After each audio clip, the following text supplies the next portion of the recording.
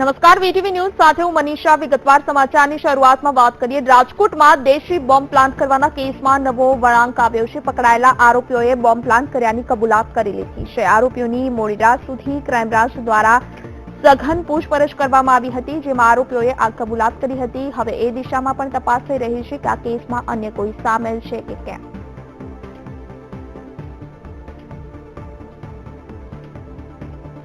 મહત્વનું છે, રાજકોટના ખોડિયાર નગરમાંથી થોડા સમય પહેલા જે બોમ્બ મળી આવ્યો હતો, હવે આ મામલે પોલીસે એક મહિલા સહિત 4 આરોપીને ગઈકાલે ઝડપી લીધા છે અને આ તમામ આરોપીઓએ બોમ્બ પ્લાન્ટ કર્યાની કબૂલાત પણ કરી લીધી છે।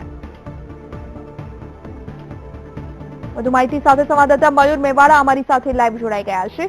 મયુર, જે રીતે થોડા સમય પહેલા રાજકોટના ખોડિયાર નગરમાંથી જે બોમ્બ મળી આવ્યો હતો, આ મામલે પોલીસે ગઈકાલે 4 આરોપીની ધરપકડ કરી લીધી છે। આરોપીએ એવી કબૂલાત પણ કરી લીધી છે કે પોતાના દ્વારા બોમ્બ પ્લાન્ટ કરવામાં આવ્યો હતો।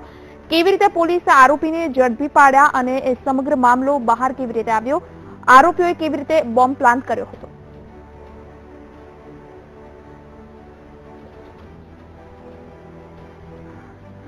ચોક્કસથી મનીષા, જો વાત કરવામાં આવે તો જે રાજકોટમાં ખોડિયારનગરમાં થોડા સમય પહેલા જે દેશી બોમ્બ મળ્યા હતા, તેને લઈને અમદાવાદ ક્રાઇમ બ્રાન્ચે ગઈકાલ 4 આરોપીઓની ધરપકડ કરી હતી, જેમાં અંજુબેન, તેમના 2 દીકરા જય, વિજય અને આમના પારિવારિક મિત્ર પ્રવીણભાઈની ધરપકડ કરવામાં આવી છે।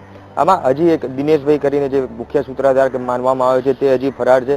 તે હજી પોલીસની પકડથી દૂર દેખાઈ રહેલા છે। પરંતુ ખાસ જો વાત કરવામાં આવે તો આ જે દેશી બોમ્બ બનાવવામાં આવ્યો હતો, તેવું એક પોલીસની આશંકા છે કે આ બોમ્બ દિનેશભાઈએ જ બનાવ્યો હોય, કારણ કે દિનેશભાઈ પોતે એક ઇલેક્ટ્રિશિયન છે, ઇલેક્ટ્રિશિયનનું કામ કરે છે અને સોશિયલ મીડિયાની મદદથી આ આખો દેશી બોમ્બ બનાવ્યો હોવાનું હાલ પોલીસને એક અનુમાન લગાવવામાં આવી રહ્યું છે। તદુપરાંત જો વાત કરવામાં આવે તો ખાસ જે દેશી બોમ્બ બનાવવા માટેનો જે સામાન છે, તેમાં જે ટાઈમર છે તે મોરબી અને કમળાપુરથી ખરીદી હોવાની એક વાત સામે આવેલી છે। તદુપરાંત જે વિસ્ફોટક પદાર્થ છે, તે વિસ્ફોટક પદાર્થ જે કમળાપુર પાસે આવેલી એક જે પથ્થરની ખાણ છે, ત્યાંથી લીધા હોવાની જે વાત સામે આવેલી છે। આ તમામ પાસા ઉપર હાલ ક્રાઇમ બ્રાન્ચ અને રાજકોટ પોલીસ તમામ જે તપાસ કરી રહી છે, પરંતુ કહેવાય કે જે મુખ્ય સૂત્રધાર માનવામાં આવી રહ્યા છે તે દિનેશભાઈ હજી પોલીસ પકડથી ઘણા દૂર દેખાઈ રહેલા છે। મનીષા, મયુર, એક વાત એ પણ